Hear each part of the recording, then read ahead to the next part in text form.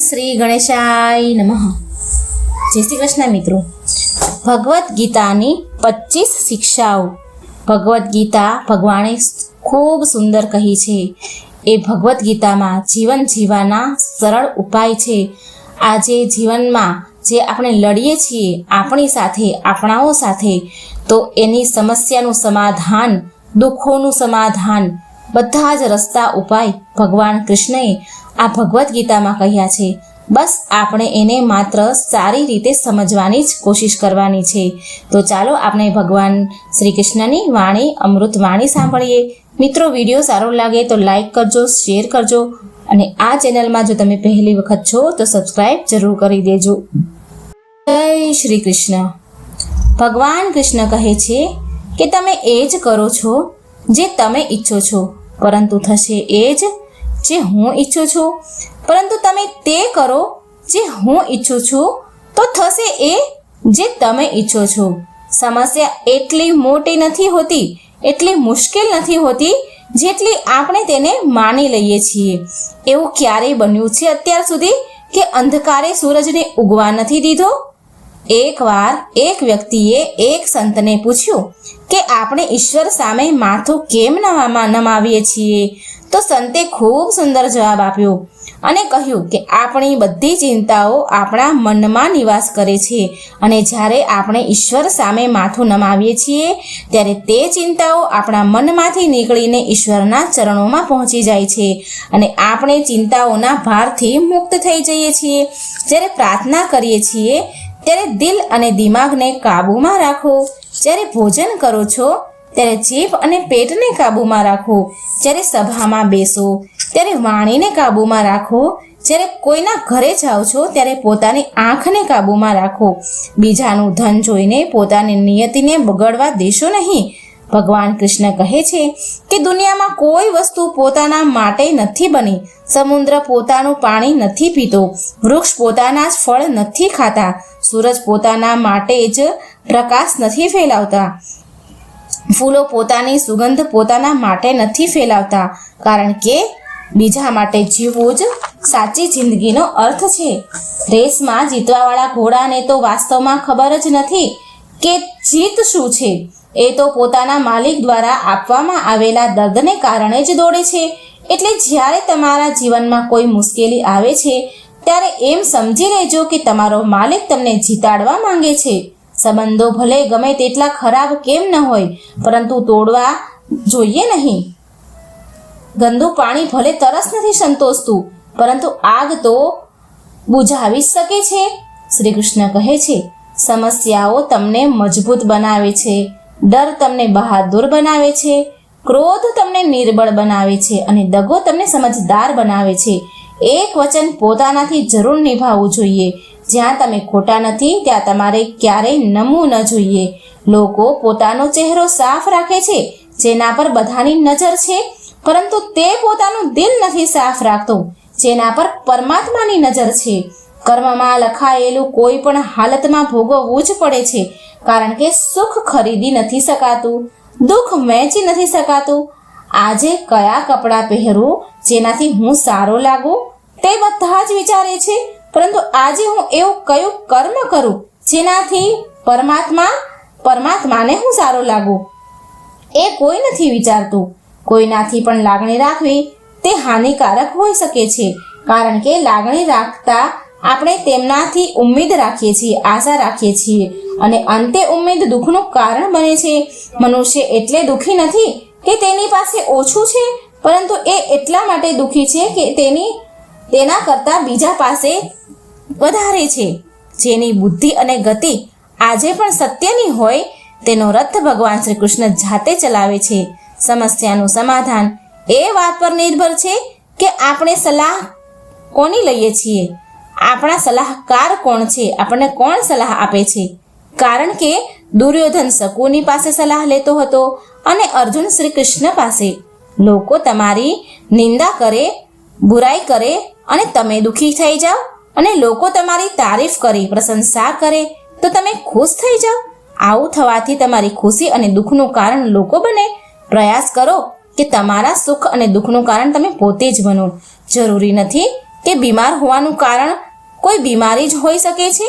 ઘણા લોકો તો બીજાની ખુશીઓ જોઈને પણ બીમાર થઈ જાય છે. કિંમત પાણીની નથી, પરંતુ તરસની હોય છે. કિંમત મૃત્યુની નહીં, પણ શ્વાસની હોય છે. પ્રેમ તો ઘણા લોકો કરે છે, પરંતુ કિંમત પ્રેમની નહીં, વિશ્વાસની થાય છે. વૃદ્ધ લોકો ભૂતકાળમાં જીવે છે, તેથી નિરાશ રહે છે, અને યુવાન લોકો ભવિષ્યમાં જીવે છે, તેથી ચિંતામાં રહે છે. પરંતુ બાળક જે છે એ વર્તમાનમાં જીવે છે, તેથી તે ખુશ રહે છે. ક્યારેય લોકો તમારી પીઠ પાછળ વાત કરે ને તો ગભરાશો નહીં, કારણ કે વાત તો તે લોકોની જ થાય છે જે વ્યક્તિમાં કઈ વાત હોય છે. 3 વસ્તુમાં ધ્યાન લગાવવાથી ઉન્નતિ વધે છે. એક તો ઈશ્વર, બીજું પરિશ્રમ અને ત્રીજું વિદ્યા. આ 3 વસ્તુને ક્યારેય નાની ન સમજવી. પહેલું બીમારી, બીજું દેવું અને ત્રીજું શત્રુ. તથા 3 વસ્તુ કોઈ ચોરી નથી શકતું. પહેલું તમારું ચરિત્ર, બીજું તમારી બુદ્ધિ અને ત્રીજું તમારી કળા. તેમજ 3 વસ્તુને હંમેશા કાબૂમાં રાખો. પહેલું મન, બીજું કામના અને ત્રીજું લોભ. સંબંધોની કદર પણ ધનની જેમ જ કરવી જોઈએ, કારણ કે બંને કમાવવું મુશ્કેલ છે, પરંતુ ગુમાવવું સરળ છે. સંબંધોની દુનિયામાં ઘણીવાર એવું જોવા મળ્યું છે કે દિલથી સંબંધો નિભાવે છે તે જ વધુ રડે છે. નમવું પડે તો પોતાનાઓ માટે નમી જવું જોઈએ, કારણ કે દરેક સંબંધ એક નાજુક સમજોતાના જ હોય છે. શ્રી કૃષ્ણ કહે છે કે દીવો બોલતો નથી, પરંતુ તેનો પ્રકાશ જવાબ આપે છે. તેવી જ રીતે તમારે પણ કોઈને જવાબ આપવાના નથી. તમારા સારા કર્મ જ તમારી બધી વાતના જવાબ આપશે. જો તમારી આંખો સુંદર છે તો તમને આખી દુનિયા સુંદર દેખાશે, પરંતુ જો તમારી વાણી મીઠી હશે તો દુનિયાને તમે સુંદર લાગશો. અરીસો અને સંબંધ મને એક જેવા નાજુક હોય છે. બંનેમાં ફક્ત એક જ ફરક છે. અરીસો ભૂલથી તૂટી જાય છે અને સંબંધો ગેરસમજના કારણે તૂટે છે. કૂવામાં ઉતર્યા પછી પાણી ભરવાનું પાત્ર નમે છે, અને નમ્યા બાદ ભરાઈને જ બહાર આવે છે. જીવનમાં પણ કંઈક આવું જ છે. જે નમે તે કંઈક ને કંઈક પ્રાપ્ત કરીને જ ઉઠે છે. આ જ જીવન જીવવાનો સાચો સાર છે. જીવનમાં થોડી ભલાઈ એવી પણ કરવી જોઈએ જેના સાક્ષી ફક્ત ઈશ્વર જ હોય. જીવન મળવું ભાગ્યની વાત છે. મૃત્યુ થવું સમયની વાત છે, પરંતુ મૃત્યુ પછી પણ લોકોની યાદોમાં જીવિત રહેવું તે તમારા કર્મો પર આધાર રાખે છે. ધીરજ રાખવી કોઈ ખામી નથી, પરંતુ આ એક તાકાત છે જે બધામાં નથી હોતી. પ્રાર્થનાઓ ક્યારેય વ્યર્થ નથી જતી, તે સમય પર ફળ જરૂર આપે છે. મનુષ્ય પોતાના વિશ્વાસથી જ બને છે. જેઓ તે વિશ્વાસ રાખે છે તેઓ જ તે બની જાય છે. બધાની નકલ થઈ શકે છે, પરંતુ ચરિત્ર અને વ્યવહારની નકલ નથી થઈ શકતી. જો તમારી નિયતિ સારી હશે તો તમારું ભાગ્ય ક્યારેય ખરાબ હશે નહીં. સમય બદલવા વાળાને થોડો સમય આપીને તો જુઓ, તે તમારો સમય બદલી નાખશે. મજા તો ત્યારે આવે છે જ્યારે લોકો તમારી હારની રાહ જોઈને બેઠા હોય છે. જો તમે એ વાતો અને પરિસ્થિતિઓથી ચિંતિત થઈ જાઓ છો જે તમારા નિયંત્રણમાં નથી, તો તેનું પરિણામ સમયનો વ્યર્થ અને ભવિષ્યનો પસ્તાવો છે.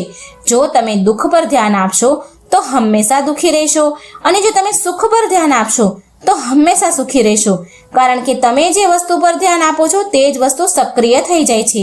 ખરાબ સમય હંમેશા પસાર થઈ જાય છે, કારણ કે ઈશ્વરે ફક્ત તમારા ધીરજની પરીક્ષા લેવાની હોય છે. ઈશ્વરને માત્ર પરીક્ષા લેવી હોય છે.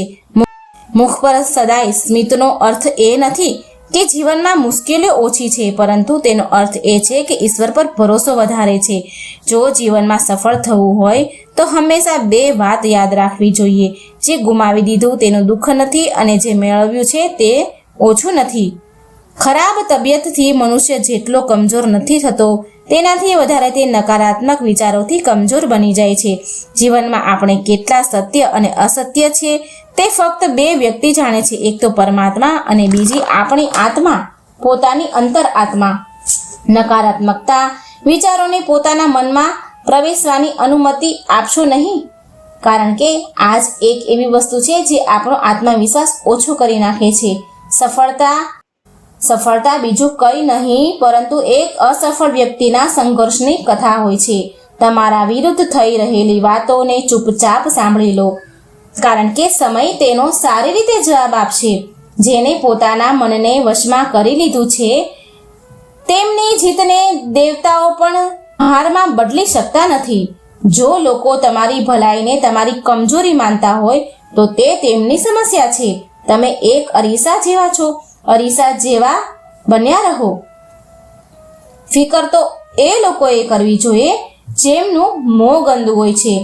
એક સમય એક જ કાર્ય કરવું જોઈએ. એક સમયે એક કાર્ય જ કરો અને તે કાર્ય કરતી વખતે પોતાની સંપૂર્ણ શક્તિ એમાં લગાવી દો અને બીજું બધું જ ભૂલી જાઓ. પોતાના ભવિષ્ય માટે કોઈ પણ ઋષિ મુનિને પૂછવાની જરૂર નથી. ફક્ત એક વખત પોતાની આંખો બંધ કરીને પોતાની અંતરાત્માને પૂછો. ખુશી માટે કોઈ કાર્ય કરશો તો તમને ખુશી મળશે નહીં, પરંતુ ખુશી રાજી ખુશીથી કોઈ પણ કાર્ય કરશો તો તમને ખુશી અવશ્ય મળશે. લોકો તમારા વિશે શું વિચારે છે તે ચિંતા કરવાનું છોડી દો, કારણ કે લોકો તો પોતે ચિંતામાં હોય છે કે તમે તેમના વિશે શું વિચારો છો. વગર નમીએ ખાલી થવું મુશ્કેલ છે. જો પોતાની અંદર અહંકાર દૂર કરવો છે તો નમવું એ એકમાત્ર ઉપાય છે. જ્યાં સુધી દેખાય છે ત્યાં સુધી તમારે આગળ વધવું જોઈએ, કારણ કે ત્યાં પહોંચ્યા પછી જ તમને તેનાથી પણ આગળ જવાની પ્રેરણા મળશે. આંસુમાં એ શાંત પ્રાર્થના છે જે ફક્ત ઈશ્વર જ સાંભળી શકે છે. જો તમારા સંબંધ ઈશ્વર સાથે મજબૂત છે તો જમીન પર રહેતા લોકો તમારું કશું નહીં બગાડી શકે. તેને નિયંત્રિત કરવો મુશ્કેલ છે, પરંતુ શાંત રહીને તેને વશમાં કરી શકાય છે. હંમેશા ભરોસો રાખવો જોઈએ. આપણે કોઈના માટે સારું કરી રહ્યા છીએ તો ક્યાંક આપણા માટે પણ કંઈક સારું થઈ જ રહ્યું હશે. એમ જ નહીં, હાથની લકીરો પહેલાં આપણને આંગળીઓ આપી છે. ઈશ્વરે પણ ભાગ્ય પહેલાં મહેનત લખી છે. સારા વ્યવહાર કરવાનું ભલે કોઈ આર્થિક મૂલ્ય નથી હોતું, પરંતુ સારા વ્યવહાર કરવાથી કરોડો હૃદય જીતી શકાય છે. સંયમ આપણા જીવનની કિંમત વધારે છે તથા સારા મિત્રો અને પરિવાર પણ આપણા જીવનની કિંમત વધારે છે. જે દુઃખ તમે આજે સહન કરી રહ્યા છો, આગળ જતાં તે દુઃખ તમારી હિંમત બનશે. જો મુશ્કેલીમાં કોઈની પાસે મદદ માંગવી હોય તો વિચારીને માંગવી જોઈએ, કારણ કે મુશ્કેલી થોડા સમય માટે જ હોય છે, પરંતુ મદદ કરવાવાળો અહેસાસ જીવનભર ગણાવે છે. અનુભવ ઉંમરથી નહીં પરંતુ હાલાતોથી મળે છે. આ જિંદગી મળી છે તો જીવવા માટે હુનર રાખવું જોઈએ. દુશ્મનોથી ગભરાવું નહીં, ફક્ત પોતાના ઉપર નજર રાખો. માતા પિતા પણ જાણે છે કે તેઓ પોતાના પુત્રના ઘરમાં રહે છે, પરંતુ એવી રીતે નહીં જેમ પુત્ર રહેતા હતા તેમના ઘરમાં. રાત્રે ઊંઘ આવી એટલી સરળ નથી, કારણ કે તેના માટે આખો દિવસ ઈમાનદારીથી કામ કરવું પડે છે. સમય પાસે પણ એટલો સમય નથી કે તમારી રાહ જોઈને બેઠે. તમારી રાહ જોઈ જે બદલી શકાતું હોય તેને બદલો, અને જેને બદલી ન શકાય તેનો સ્વીકાર કરો, અને જે સ્વીકારવા લાયક નથી તેનાથી દૂર થઈ જાઓ અને પોતાની જાતને ખુશ રાખો. તે પણ એક મોટી જવાબદારી છે. જો આપણે આપણા સંબંધો માટે સમય નથી ફાળવી રહ્યા તો સમય સંબંધોથી દૂર થઈ જશે. જો કોઈ તમારી નિંદા કરે છે તો કરવા દો, કારણ કે નિંદા એ જ કરે છે જે તમારી બરાબરી નથી કરી શકતા. જુઠ્ઠું પણ એક એવી વસ્તુ છે, જો તમે પોતે બોલો તો સારું લાગે, પરંતુ કોઈ બીજું બોલે તો ગુસ્સો આવે. જો તમે ખુશ રહેવા માંગો છો તો લોકોની વાતો પર ઓછું અને પોતાના વિચાર પર વધુ ધ્યાન આપો. ભગવાન પર વિશ્વાસ એક બાળક જેવો રાખવો જોઈએ. સેવા બધાની કરો, પરંતુ આશા કોઈની પાસે રાખો નહીં, કારણ કે સેવાનો સાચો મૂલ્ય ભગવાન જ આપી શકે છે. હે કૃષ્ણ, ક્યાં મળે છે અહીં તમારા સિવાય કોઈ સમજવાવાળું? બધાને સમજાવી શકાતા નથી. અમને બધા સમજાવીને જતા રહે છે. ભગવાનના નિર્ણય પર ક્યારેય સંદેહ કરવો નહીં. જો તમને સજા મળી રહી છે તો તમારી કાંઈક ભૂલ છે. જો તમે સાચા છો તો તમે પોતાની જાતને સાચા સાબિત કરવાનો પ્રયાસ ન કરો. બસ સાચું કર્મ કરો અને તેનું પરિણામ સમય આપશે. બેસીને રડવાથી ખૂબ રાહત મળે છે, જ્યાં સંભાળવા માટે ફક્ત ભગવાન શ્રી કૃષ્ણ જ હોય છે. જેટલી રાહ તમને ભગવાન જોડાવી રહ્યા છે, સમય આવવા પર ભગવાન એટલું જ આપશે કે જે તમે સંભાળી શકશો પણ નહીં. તો મિત્રો, આ હતી ભગવાન કૃષ્ણની વાણી. તમને ગમી હોય તો વિડીયોને લાઇક કરજો, શેર કરજો, ચેનલને સબસ્ક્રાઈબ કરજો, અને મારાથી બોલવામાં ભૂલચૂક થઈ હોય તો માફ કરજો. જય શ્રી કૃષ્ણ. રાધે રાધે.